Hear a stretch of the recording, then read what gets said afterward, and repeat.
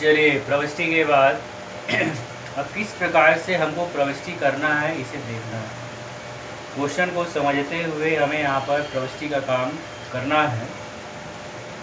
उदाहरण नंबर 4 निकालेंगे, सभी को देखेंगे। उदाहरण नंबर 4, पेज नंबर है आपका 7.32। उदाहरण नंबर 4 पेज नंबर 7.32। देखिए उसमें दिया है, ज्योति पावर लिमिटेड ने 10 रुपये वाले 8,50,000 समता अंशों का निर्गमन किया। ज्योति पावर लिमिटेड ने 10 रुपये वाले, एक अंश का मूल्य कितना है 10 रुपये वाले 8,50,000 समता अंशों का निर्गमन किया और समूची राशि एक मुश्त यानी एक साथ आवेदन पर दे है। यानी यहाँ पर याचना, प्रथम याचना, आवंटन नहीं, केवल आवेदन पर दे है। क्वेश्चन को समझना है, ऐसा दे देगा क्वेश्चन वो केवल 3 नंबर का रहेगा, वो एक ही एंट्री करना है, यानी आवेदन के संबंध में ही एंट्री करना है, 2 एंट्री। ठीक है, तो फिर से ज्योति पावर लिमिटेड ने 10 रुपये वाले 8,50,000 समता अंशों का निर्गमन किया। समुचित राशि एक मुश्त आवेदन पर देय है जो प्राप्त हो गई। आवश्यक प्रविष्टि कीजिए। अब ऐसा दिया है यहाँ पर 10 रुपये वाले 8,50,000 अंशों का निर्गमन किया है और समुचित राशि आवेदन पर ही देय है और जो प्राप्त हो गई। तो ऐसी दशा में जब प्रविष्टि करेंगे हम, तो पहली बार ध्यान रखना है कि यहाँ पर 2 प्रविष्टि होगा। पहला एंट्री करेंगे बैंक खाता विकलन,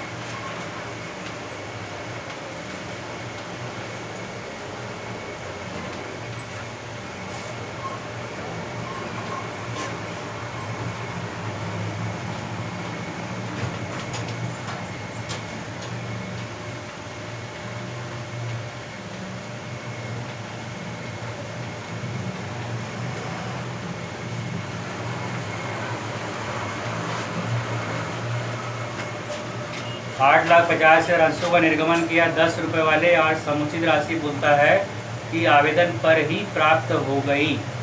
तो कितने रुपए वाले अंश है? 10 रुपये वाले। कितना अंश है? 8,50,000 अंश। तो 8,50,000 गुणित 10,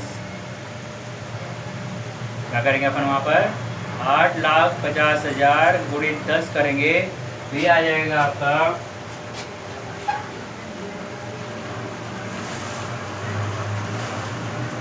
85 लाख।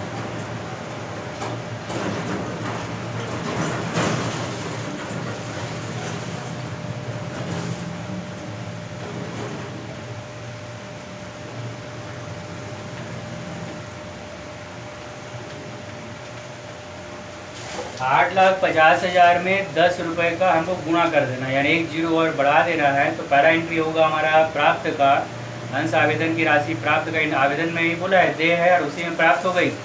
तो आवेदन का दे का एंट्री कर लेना पहले। बैंक खाता विकलन टू अंश आवेदन का एंट्री होगा पहला, बैंक खाता विकलन टू अंश आवेदन खाता। नरेशन देंगे आवेदन की राशि प्राप्त और अमाउंट हो जाएगा 8,50,000 गुणित 10 यानी 85 लाख। कितना हो जाएगा? 85 लाख।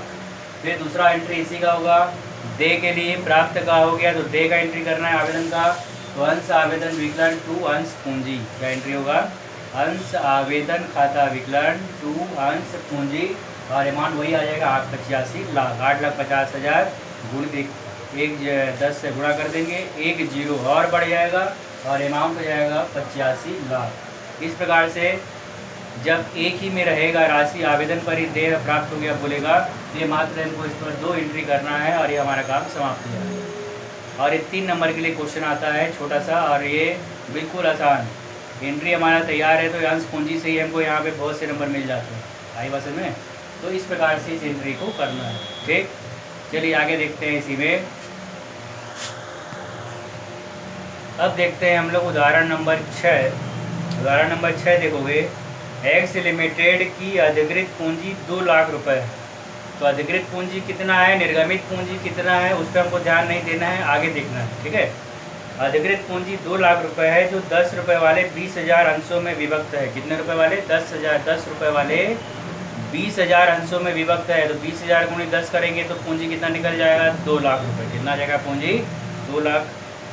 कंपनी ने 10,000 अंश जनता में निर्गमित किए। कंपनी ने अंश कितना निर्गमन किए, 10,000 रुपये, 10,000 अंश निर्गमित किए। राशि निम्नानुसार मंगाई गई, आवेदन पर 3 रुपये, आवंटन पर 2 रुपये और याचना पर 5 रुपये। जब इसको हम जोड़ते हैं, आवेदन 3, आवंटन 2, 3 और 2 5 और याचना पर 5, तो 5 और 5 10।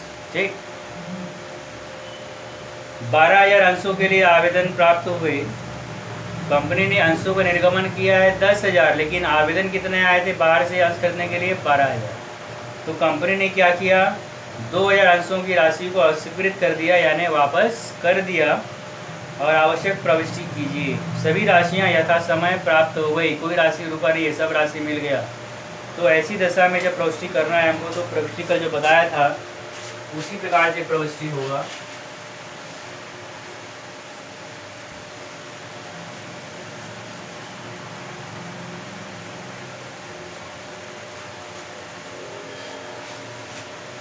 सबसे पहले तो आपको 10 रुपये वाला अंश बोला है, तो आवेदन, आवंटन, याचना, इसको जोड़ते हैं। आवेदन पर 2, आवंटन पर 3, याचना पर 5। तीनों को जोड़ने पर हो जाता है 10, यानी सम मूल्य पर निर्गमन हुआ है। किस पर निर्गमन हुआ है, सम मूल्य पर। ठीक है, अब जब प्रविष्टि करना शुरू करेंगे तो पहला प्रविष्टि होता है हमारा बैंक खाता विकलन।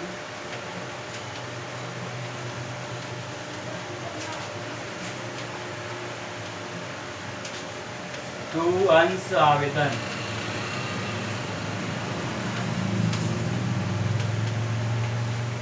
दर्शन देंगे राशि प्राप्त, आवेदन की राशि प्राप्त। पहला प्रविष्टि बैंक खाता विकलन, टू अंश आवेदन, नरेशन रहेगा आवेदन की राशि प्राप्त। अब क्वेश्चन में देखना है 12,000 अंशों के लिए आवेदन प्राप्त हुए, यानी उन लोग पैसा भी दिए, और आवेदन की राशि कितनी है, 2 रुपये है। कितना है आवेदन की राशि, 2 रुपये है। आवेदन की राशि 3 रुपये है। कितना आवेदन की राशि, 3 रुपये। तो 12,000 अंशों के लिए आवेदन प्राप्त हुआ है, और आवेदन पर कितना रुपये, 3 रुपये। तो 12,000 गुणे 3, ध्यान रखना है, 12,000 गुणे 3, तो टोटल कितना राशि प्राप्त हुआ कंपनी को, 36,000।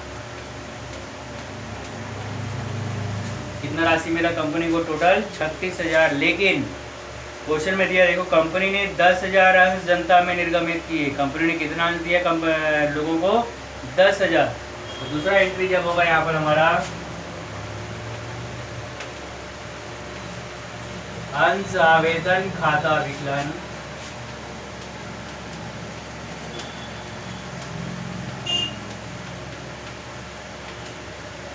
टू अंश पूंजी खाता,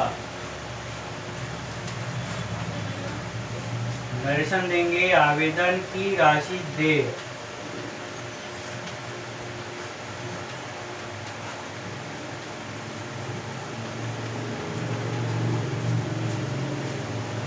पहला काम समझ में आ गया, बैंक विकलन अंश आवेदन, कितने अंशों के लिए आवेदन हुआ, 12,000। आवेदन पर राशि कितना है, 3 रुपये। 12,000 गुणे 3, 36,000। दूसरा अंश आवेदन विकलन, टू अंश पूंजी करेंगे उसी का देगा। तो कंपनी ने कितने अंशों का निर्गमन किया, 10,000। तो 10,000 गुणे 3 करेंगे तो ये होता है 30,000। कितना होता है ये, 30,000। अब बोलता है क्वेश्चन के हिसाब से ही चलना है। बोला है अतिरिक्त राशि कंपनी ने अस्वीकृत कर दी, लौटा दी गई। जनता ने तो 36,000 रुपये दिया, लेकिन कंपनी ने केवल 10,000 अंशों का निर्गमन किया, मतलब 30,000 रुपये ही कंपनी को लेना है। तो अतिरिक्त 36 और 30 में अतिरिक्त राशि कितना हो गया, 6,000 रुपये। ये 6,000 रुपये कंपनी क्या करेगी, अंशधारियों को वापस कर देगी। क्या करेगी कंपनी, अंशधारी को वापस कर देगी। तो तीसरा एंट्री हो जाएगा हमारा इसी के लिए, अंश आवेदन खाता विकलन,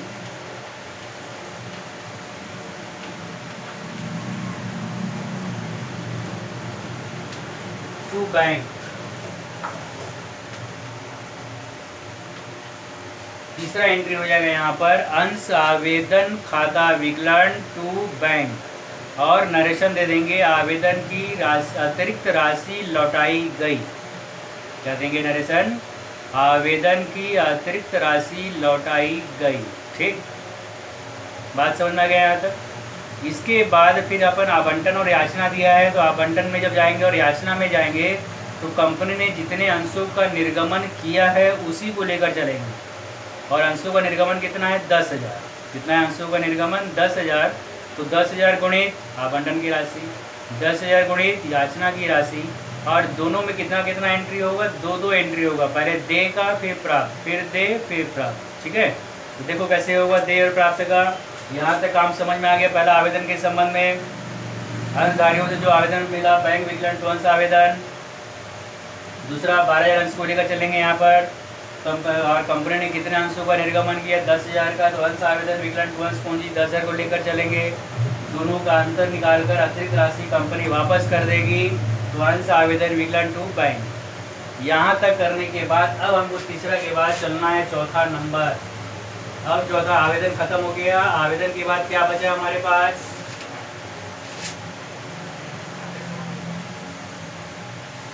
आवेदन के बाद बचा है आवंटन और याचना।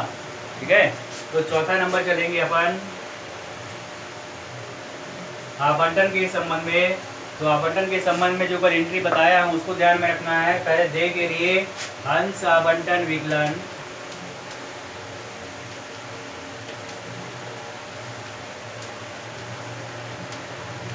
अंश आवंटन विकलन टू अंश पूंजी। नरेशन देंगे आवंटन की राशि देय,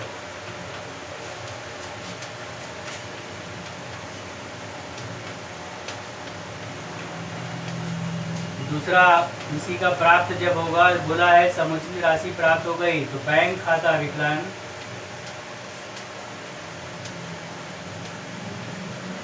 टू अंश आवंटन।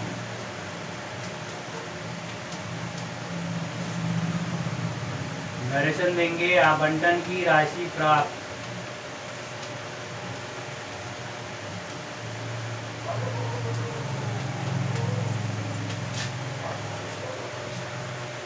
अब देखोगे यहाँ पर आवंटन पर कितना रुपए बोला था? आवंटन पर 2 रुपए। तो आवंटन के लिए फिर 2 एंट्री होगा दे और प्राप्त का। दे का प्रोसेस होता है अंश आवंटन विकलन टू अंश पूंजी। 10,000 अंश निर्गमित हुआ है तो 10,000 गुणित 2, 10 दूनी 20,000।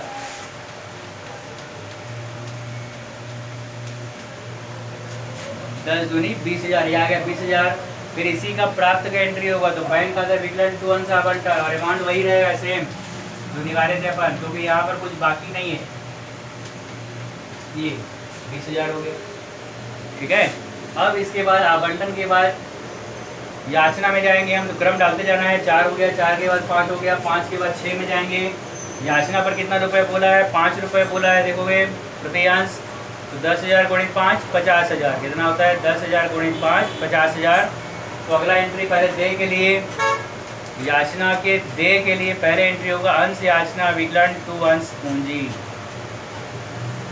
और 10,000 गुणित 5 करेंगे तो कितना हो जाएगा? 50,000। वहाँ 50,000 लिख देंगे।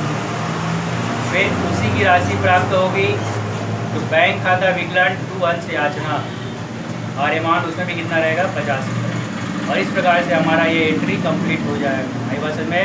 तो आवंटन तक का मैं एंट्री कर दिया हूँ। याचना में ऐसे ही एंट्री करना है, और 10,000 अंश को लेकर याचना का 5 रुपये है उससे गुणा करेंगे हम, तो निकल जाएगा 50,000 50,000।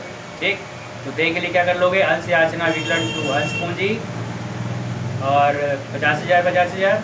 और दूसरा एंट्री इसी में हो जाएगा। पहला एंट्री क्या हुआ? अंश याचना विकलन टू अंश पूंजी, और अगला बैंक विकलन टू अंश याचना। ठीक है, तो इस प्रकार से इस प्रविष्टि को करेंगे, और इस प्रकार से तुमको हर क्वेश्चन में ये एंट्री करना पड़ेगा। इसलिए बोला हूँ कि एंट्री बिल्कुल तैयार होना चाहिए। आगे बात समझ में? ठीक।